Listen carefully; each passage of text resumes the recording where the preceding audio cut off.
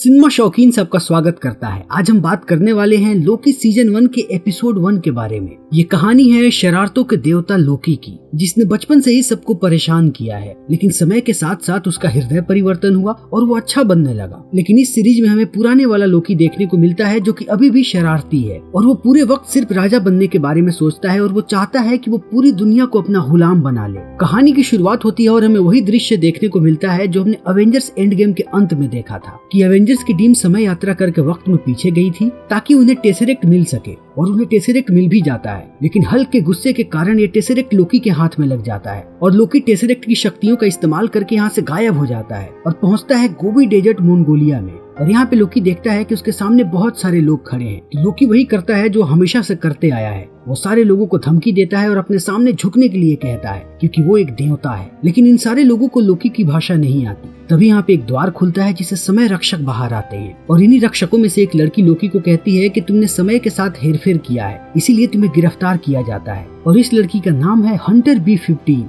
और इन सारी बातों को सुनने के बाद लोकी को कुछ भी समझ में नहीं आता है कि आखिर ये कौन लोग हैं, क्योंकि आज से पहले लोकी ने इनके बारे में कभी कुछ भी नहीं सुना था। फिर हंटर इसे गिरफ्तार करने के लिए आगे बढ़ने लगती है और जब लोकी उससे लड़ने जाता है तभी वो लोकी पे अपने डंडे से वार करती है। फिर लोकी स्लो मोशन में नीचे गिरने लगता है, तभी वो उसके गले में एक पट्टा लगा देती है और वो लोकी को लेकर के यहाँ से जाने लगते हैं और उसके साथ साथ वो जमीन पर एक यंत्र को रखते हैं और ये यंत्र होता है टाइम को रीसेट करने के लिए, क्योंकि लोकी के यहाँ आने से जितनी भी उथल पुथल मची है उन सबको ठीक करने के लिए इन्हें टाइम को रीसेट करना पड़ेगा। और अब ये लोग लोकी को लेकर के पहुँचते हैं TVA में, यानी कि टाइम वेरिएंट अथॉरिटी के पास। और TVA का काम होता है कि वो समय के संतुलन को बना के रखे। TVA आते ही लोकी यहाँ से भागने की कोशिश करता है, तभी हंटर एक बटन दबाती है और जहाँ से लोकी भागा होता है वो वहीं वापस आ जाता है, क्योंकि जो पट्टा लोकी के गले में लगा है उसकी मदद से ये लोग टाइम में हेरफेर कर सकते हैं। फिर लोकी को कहा जाता है कि उसके पास जितनी भी चीजें हैं वो इस काउंटर पे जमा करा दे, और इतना कहते ही वो लोकी का टेसरेक्ट जब्त कर लेते हैं और इसे एक लिफ्ट के अंदर भेजते हैं। और उसी लिफ्ट के अंदर एक मशीन होती है जो कि लोकी के कपड़ों को छूने लगती है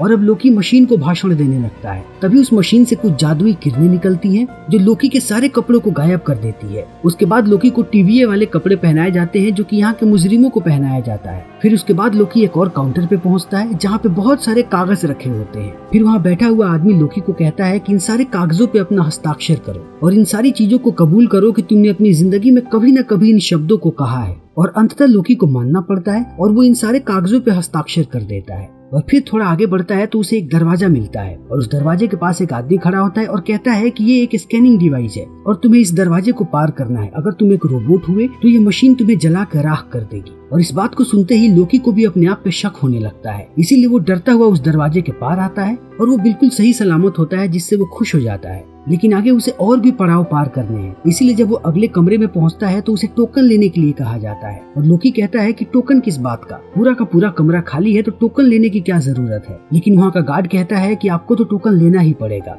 और अंततः गुस्सा होने के बाद भी लोकी टोकन ले लेता है। तभी वो देखता है कि एक आदमी काउंटर तक तो पहुंच गया है, लेकिन उसके पास टोकन नहीं है और टोकन ना होने की वजह से उसे वहीं पे जला कर राख कर दिया जाता है। फिर इस चीज को देखते ही लोकी डर जाता है और अपने टोकन को ढूंढने लगता है। तभी वो देखता है कि टीवी पे कुछ बताया जा रहा है और यहाँ पे हमें TVA का पूरा इतिहास देखने को मिलता है कि कई युग पहले समय की बहुत सारी रेखाएं हुआ करती थी और ये सारी रेखाएं एक साथ चलती थी। लेकिन फिर हर जगह युद्ध की शुरुआत हुई और उसके बाद ये समय की रेखाएं गड़बड़ होने लगी, जिससे पूरी दुनिया में तबाही मचने लगी। तब समय रक्षकों ने TVA का निर्माण किया ताकि वो समय को एक रेखा में बांध सके और उसका निरंतर ध्यान रख सके कि इसमें किसी किस्म की कोई भी गड़बड़ी ना हो। लेकिन अभी भी कुछ लोग वैसे हैं जो कि ना चाहते हुए भी इस समय रेखा के साथ छेड़छाड़ कर देते हैं, जिससे एक नई रेखा तैयार हो जाती है। और एक समय में बहुत सारी रेखाएं होने का मतलब है कि एक मल्टीवर्स क्रिएट हो जाएगा। इसीलिए TVA हमेशा इस बात का ख्याल रखती है कि कोई इस रेखा के साथ छेड़छाड़ ना करे और जो इसके साथ छेड़छाड़ करता है उसे कड़ी से कड़ी सजा दी जाती है यहाँ पे। और अब हमारे सामने दृश्य आता है 1549 का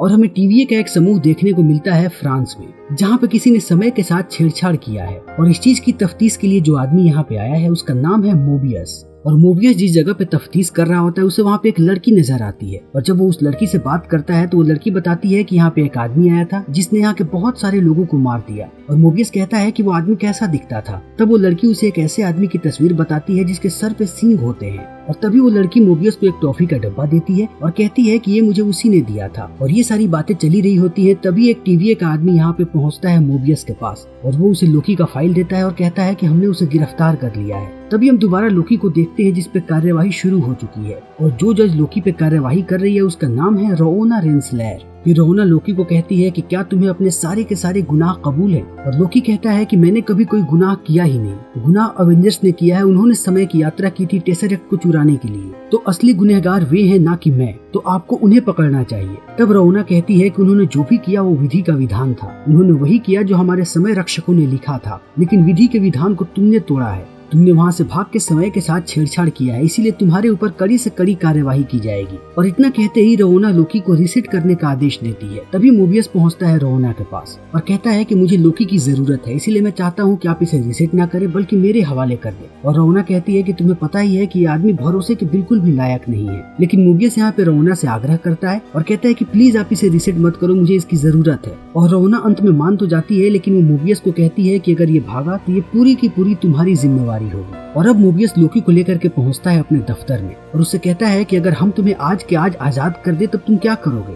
और लोकी कहता है कि मैं एक एक करके सारे प्लेनेट को हराऊंगा और उसके बाद सबका राजा बन जाऊंगा। और लोकी कहता है कि ठीक है, मान लो तुम सारे ग्रहों के राजा बन गए, उसके बाद तुम क्या करोगे। तब लोकी कहता है कि मैं सारे लोगों को आजाद कर दूंगा। और मोबियस ये सारे सवाल इसलिए पूछ रहा होता है क्योंकि वो अच्छे वाले लोकी को देखना चाहता था। और जब लोकी ने कहा कि वो सारे लोगों को आजाद कर देगा, यानी कि वो अच्छे लोकी की झलकियां थी, लेकिन असली खेल मोबियस अब शुरू करता है। वो लोकी को उसकी सारी काली करतूतें दिखाता है कि उसने कितने सारे लोगों को परेशान किया है। वो पृथ्वी पे गया और उसने वहाँ के सारे लोगों को परेशान किया, लेकिन इन सारी चीजों को देखने के बाद भी लोकी को कोई फर्क नहीं पड़ता। तब मोबियस लोकी को वो सारी झलकियां दिखाता है जो कि लोकी देखता अगर वो उस समय से भागा नहीं होता तो। और मोबियस यहाँ पे लोकी को एसगार्ड के कुछ दृश्य दिखाता है कि लोकी की वजह से उसकी माँ की मौत हुई थी, क्योंकि जब घुसपैठिए एसगार्ड में आए थे तब लोकी ने ही उन्हें वहाँ का रास्ता बताया था। लेकिन लोकी को इन सारी बातों पर विश्वास नहीं हो रहा होता है क्योंकि उसने अभी तक इस लम्हे को जिया ही नहीं है, लेकिन लोकी को पता है कि ये उसने जरूर किया होगा भविष्य में, इसीलिए वो इन सारी चीजों को देख के बहुत ही निराश हो जाता है क्योंकि लोकी की दुनिया उसकी माँ से ही थी। वो ओडिन के करीब कभी नहीं जा सका, इसीलिए वो बहुत गुस्सा हो जाता है और वो मोबियस पे हमला करने की कोशिश करता है, लेकिन मोबियस उस यंत्र की मदद से फिर से उसे वापस भेज देता है। और इस यंत्र का नाम है टाइम ट्विस्टर,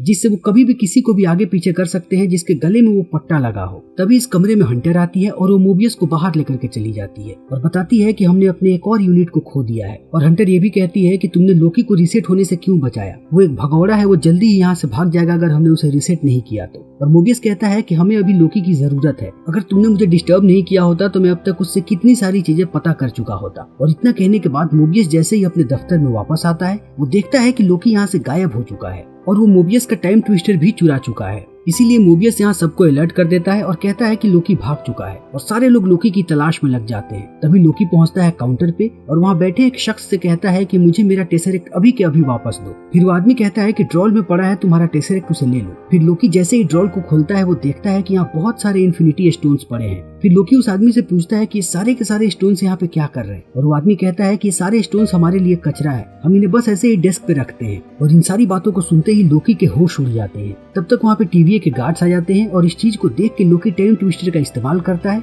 और वापस दफ्तर में पहुंच जाता है। और यहाँ पे वो अपनी जिंदगी के दृश्य देखने लगता है और वो देखता है कि वो थॉर से नफरत करता था, लेकिन वक्त के साथ साथ वो थॉर के कितने करीब आ गया था। और वो ओडिन को भी देखता है जो उससे बहुत प्यार करते हैं। और अंत में वो देखता है थेनोस को जो कि उसे मार देता है। और ये देखने के बाद लोकी एकदम भौचक्का रह जाता है और वो समझ नहीं पाता है कि उसका अंत ऐसा कैसे हो सकता है। और यहाँ पे उसे रियलाइज होता है कि उसकी जिंदगी में सबसे महत्वपूर्ण चीजें क्या थी, उसका परिवार। लेकिन लोकी की नादानी की वजह से उसकी माँ की मौत हो गई। लोकी ने अपने परिवार को कभी भी तवज्जो नहीं दिया। एसगार्ड तबाह हो गया और उसका परिवार भी बिखर गया। और यहाँ पे लोकी को अपनी सारी गलतियां नजर आती है कि उसने जितनी भी शरारतें की हैं उसका अंजाम बहुत ही बुरा हुआ है। और अब लोकी को पता चल चुका है कि वो जितनी भी चीजें सोचता है उनका कोई अस्तित्व नहीं है। और ये सब चल ही रहा होता है तभी यहाँ पे हंटर पहुंच जाती है और लोकी और हंटर के बीच लड़ाई होने लगती है। और इसी बीच लोकी अपने गले का पट्टा हंटर के गले में डाल देता है। फिर वो टाइम ट्विस्टर का इस्तेमाल करता है और हंटर को आगे पीछे करते रहता है और हंटर को वो गायब कर देता है। फिर अंत में वो थक हार के बैठ जाता है क्योंकि उसे पता है कि वो यहाँ से नहीं निकल सकता, क्योंकि यहाँ पे कोई भी स्टोन्स काम नहीं करते और उसके साथ साथ लोकी की शक्तियाँ भी यहाँ पे काम नहीं करेंगी। तभी यहाँ पे मोबियस आ जाता है। फिर मोबियस को देखते ही लोकी पूछता है कि क्या मैं अपने समय में वापस जा सकता हूँ,